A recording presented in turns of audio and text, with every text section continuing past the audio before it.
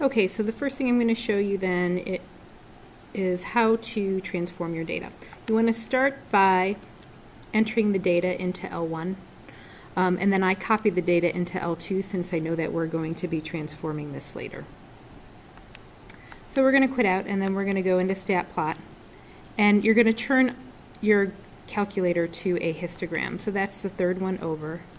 And when I do this, the X list is 1 and the frequency, the X list is L1 and the frequency is 1, since that's where our data is.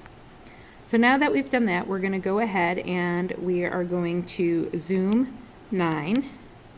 And when you do that, you can see that the graph is skewed to the right. Now the question asks you to construct a frequency distribution using the class intervals 0 through 100, 100 through 200, and so on.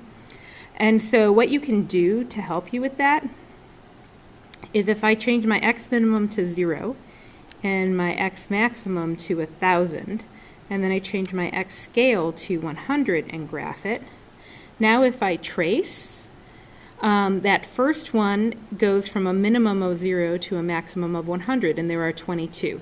And then if I arrow over, it goes from 100 to less than 200, and there are 32. That's what n equals 32 means.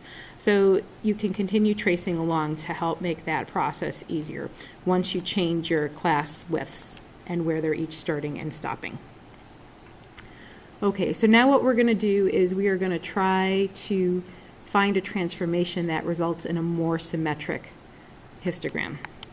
So we're going to quit, and we are going to go back into stat, and we're going to edit.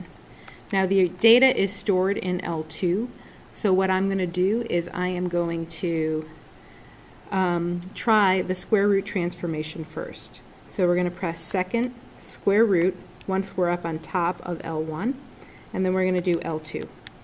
And if you press enter, it took the square root of all of the values that are in L2.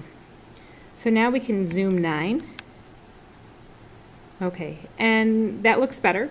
It's a lot more symmetric than that first graph was.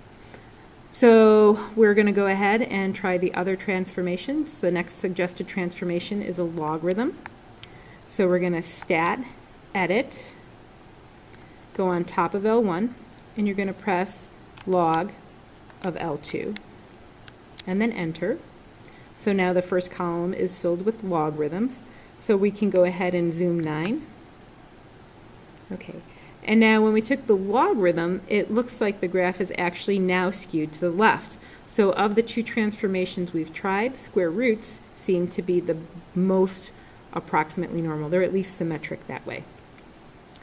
Now we're going to go back and we're going to edit.